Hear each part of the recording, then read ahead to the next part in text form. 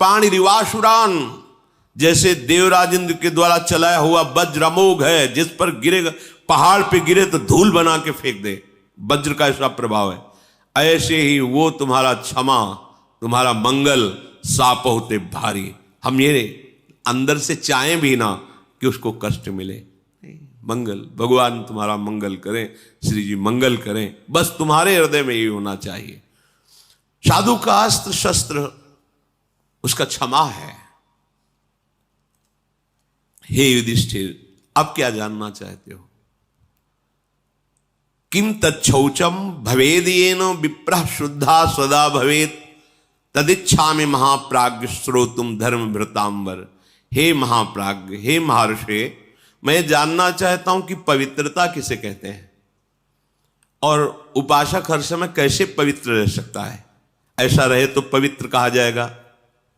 तो मार्कंडेय जी ने कहा, वाक शौचम कर्म शौचम चयच्च शौचम जलात्मकम त्रिभि शौचैरुपेतो यः स्वर्गी नात्र संशयः।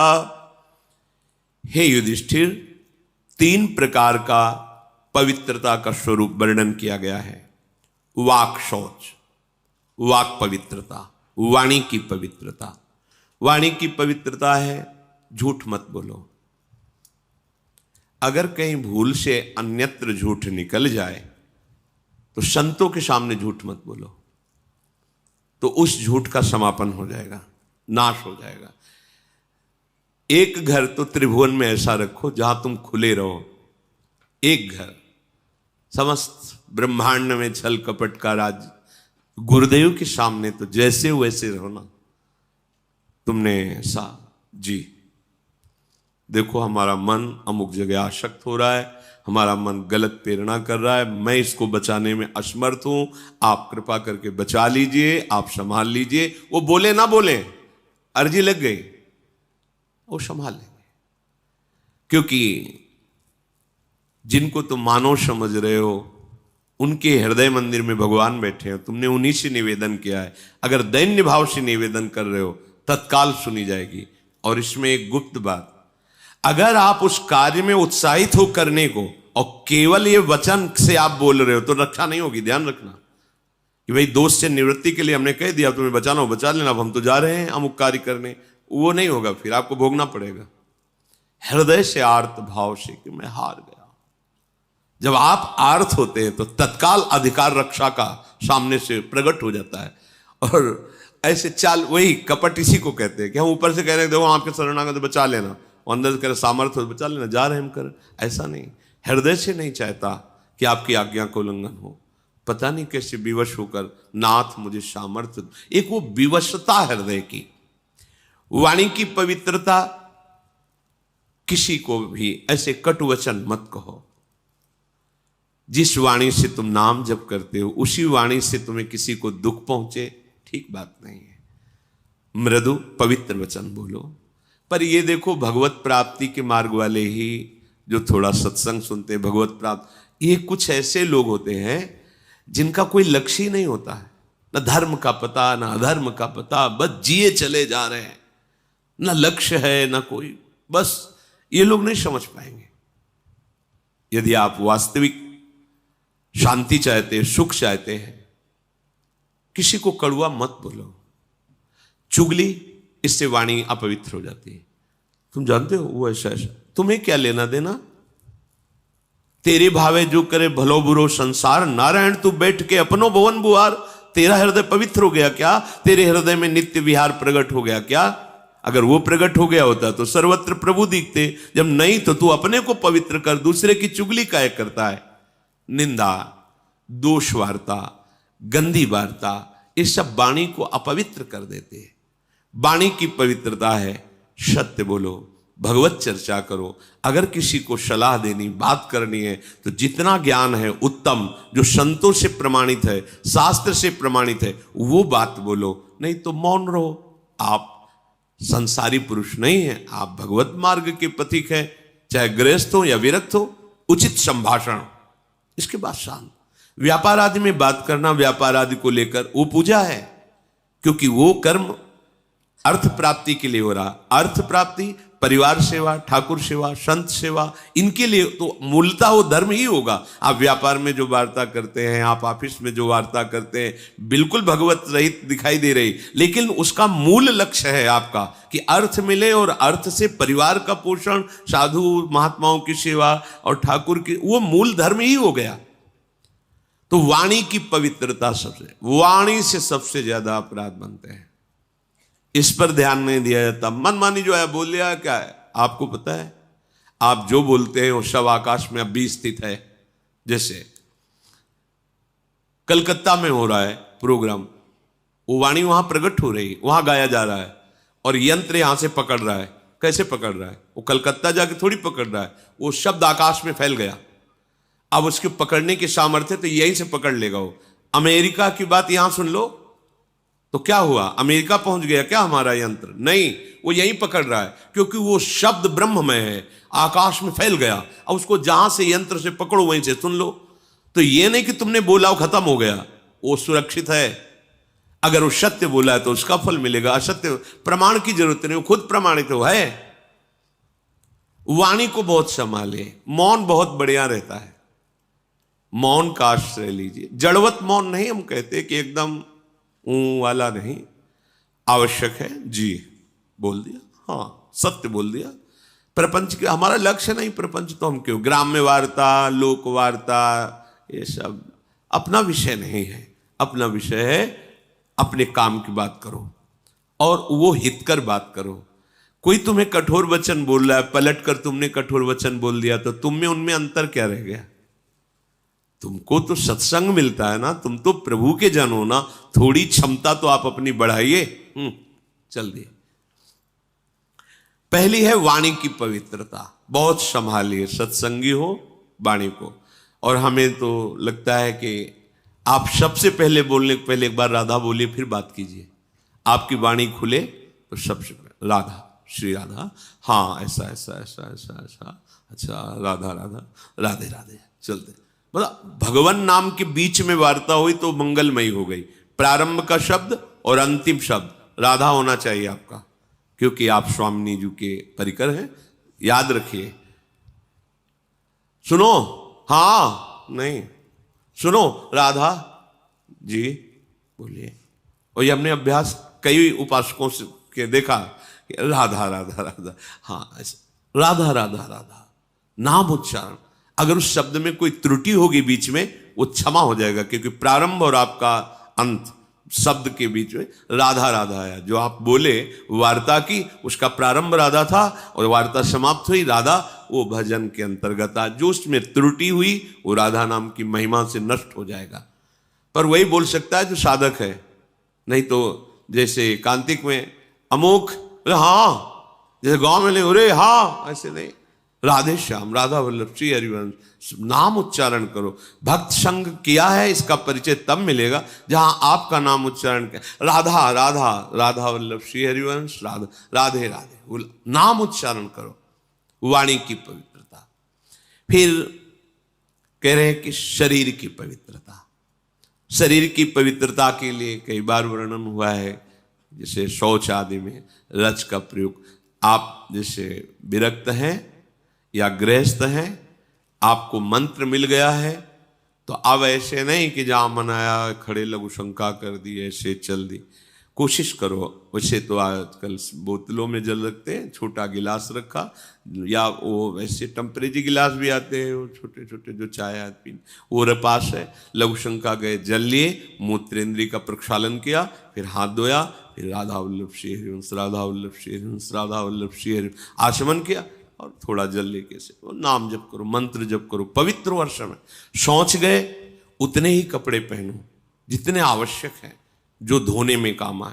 नहीं तो आजकल बाथरूम की व्यवस्था है, दरवाजा बंद, आप अगर बार बार कभी शौच लगे तो कमर से स्नान कर ले, यहाँ से हाथ धो लिए, और हर छिद्र में जल, आंख में कान में से जल ले करके, नाक में से, और कुल्ला करके पवित्र हुए, बाहर निकले, रज लगाया, तिलक लगाया, आप भगवत स्वरूप हैं, पवित्र हैं। ये जो मनमानी आसुरी भाव नहीं, फिर बुद्धि भ्रष्ट हो जाएगी, समझ में ही हमारी बात नहीं आएगी। बात समझ लेना। अगर आपका शरीर पवित्र नहीं है, वाणी पवित्र नहीं है, मन पवित्र नहीं, तो उपासना किस बात की हो रही? बोले दिखावे की क्या जरूरत है? ये सब बहिर्मुख लोगों के वचन। तस्मात् शास्त्रम प्रमाणम, शास्त्र आज्ञा कर रहा है। कई बार मन को समझाना पड़ता है। जैसे कोई आप प्रसाद दे दें और मुख में डाल लिया, और जहां मंत्र चलाने की कोशिश करो तो पहले अंदर से अभ्यास आता है, झूठा है, नहीं नहीं ये तो प्रसाद श्री जी का लिया है, ऐसा रज हर समय पास, जरा सा ऐसे, जरा सा एक कण भी दांत में लगा कि रज गई। अब आप मंत्र जप कर सकते हो। अगर पानी की व्यवस्था आचमन नहीं, रज आपको ऐसा लगता है कि जल की व्यवस्था नहीं, तो आप कहा है आप एक झोली रखिए जिसमें चरणामृत है, रज है, आप उपासक हैं, तो आप वो रज निकाले, जरा सा ऐसे कर लिया और हाथ में हो गया, पवित्र हो गए आप। हर उपाय है, पर पवित्र जल से, रज से। वाक शौचम और कर्म शौचम, शरीर पवित्रता। अब कर्म पवित्रता, अब इसमें ज्यादा सावधानी की जरूरत है। हमारा कोई कर्म अपवित्र ना रहे। अपवित्र कर्म होता है धर्म विरुद्धाचरण।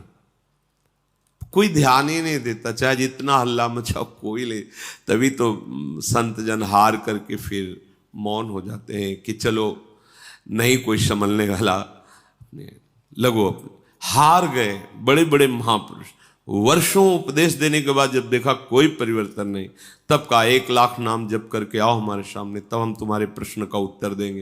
नहीं तुम प्रश्न करते रहोगे, उत्तर मिलता रहेगा, समझ में कुछ आएगा ही नहीं। नाम जप नहीं है तो पवित्रता हृदय में नहीं, कैसे बात समझोगे संतों की? तुम्हारी मलिन बुद्धि संतों की बात तक पहुंच जाएगी क्या?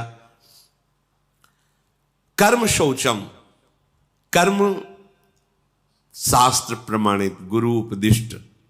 कोई भी कर्म ऐसा जो अधर्माचरण कहलाता है, वो हृदय अगर थोड़ा सा भी धर्म में चल रहा है तो आपका हृदय उत्तर देने लगेगा। ये गलत है, ये गलत। ज्यादा जानकारी के लिए रजिस्टर रखने की जरूरत नहीं है, वो हृदय ही है, वो बता देता रहेगा यहां गलत हो रहा है, सावधान हो जाए। नहीं समझ में आ रहा, संतों से पूछ लीजिए, भगवान से पूछ लीजिए। सच्ची कहते हैं, तुम हृदय में 1 मिनट शांत होइए और प्रभु से पूछिए, स्वामी प्रभु ये कार्य मुझे लगता है गलत है कि सही, आप अगर सही है तो हृदय शीतल हो जाएगा, गलत है तो जलन और संशय हो जाएगा। बस फिर अब उसको मत कीजिए।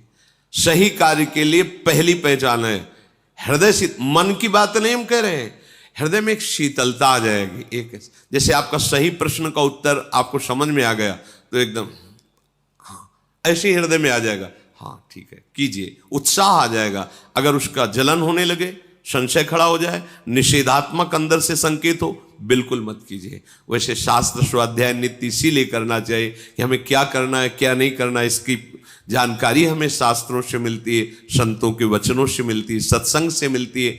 तो हमारा जब वाणी शुद्ध हो, शरीर शुद्ध हो और कर्म शुद्ध हो, तो जो परम शुद्ध आत्म स्वरूप है उसमें आपका अनुभव हो जाएगा, आपका प्रवेश हो जाएगा, अपने स्वरूप में प्रवेश हो जाएगा, अर्थात शुद्ध ज्ञान आपके अंदर प्रकाशित हो जाएगा। और हे युधिष्ठिर, ये जितने सूर्य आदि ग्रह हैं ये बड़े भयंकर होते हैं। ये जब अपने प्रतिकूल जगह पर होते हैं, जिसके ग्रह में, कुंडली में, नक्षत्र में, ये बड़ा भयंकर प्रभाव कर देते हैं। पर यदि नाम जप किया जाए तो ये उसके लिए प्रतिकूल जगह पर बैठे हुए भी सौम्य, सुखद और मंगलकारी बन जाते हैं। महाप्रभु हरिवंश चंद्र जी ने कहा है, जो पे कृष्ण चरण मन अर्पित तो करिहे का नवग्रह रंक। ये बेचारे नवग्रह तुम्हारा क्या बिगाड़ लेंगे यदि कृष्ण चरण में मन तुम्हारा अर्पित है। राधा राधा राधा, समझो ये जितने ग्रह हैं बड़े भयंकर हैं।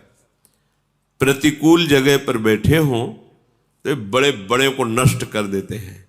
पर कह रहे जो जप परायण है, नाम जप करता है, उसके लिए प्रतिकूल जगह पर बैठे हुए भी, बोले 7.5 शनिचर चल रहा है, वो वहां बैठा जरूर है, पर वो सौम्य होगा आपके लिए, सुखद होगा आपके लिए, मंगलकारी होगा।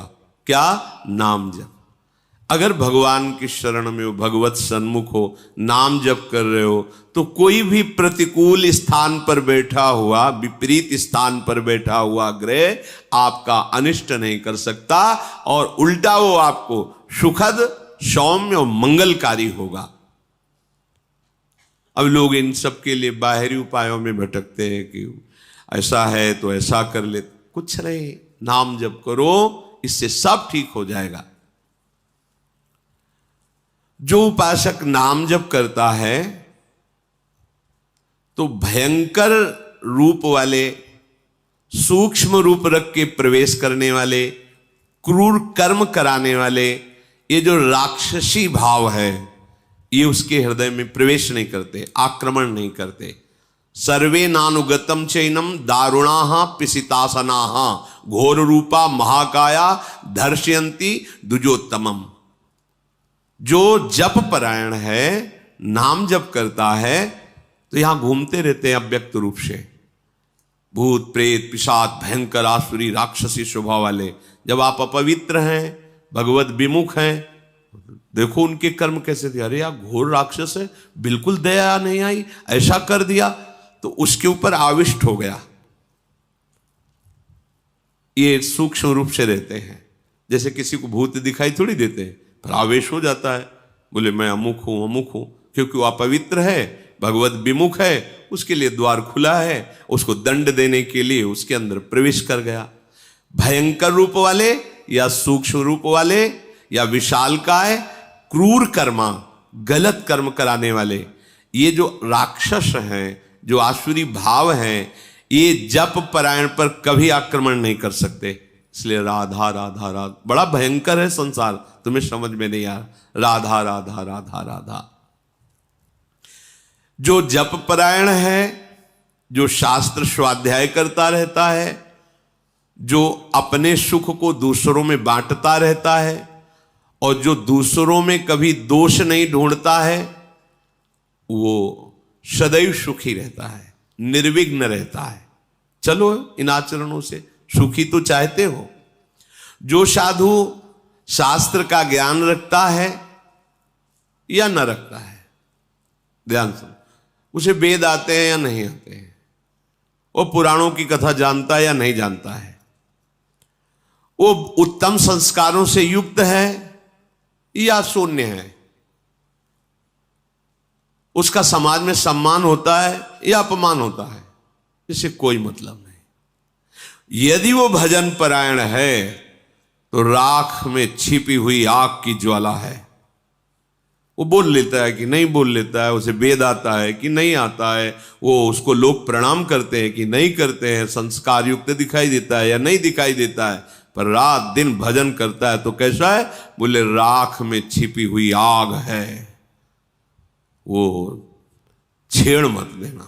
ऐसा भीख मांगता खाता है, ऐसे कोई तेज तो है नहीं, कोई लोग तो इसके पास नाम जप परायण, बड़ी महिमा है। जैसे प्रज्वलित अग्नि श्मशान में भी कभी दूषित नहीं होती, यथा श्मशाने दीप्तौजाः पावको नैव दुष्यति, एवं विद्वान अविद्वान वा ब्राह्मणो दैवतम महत्।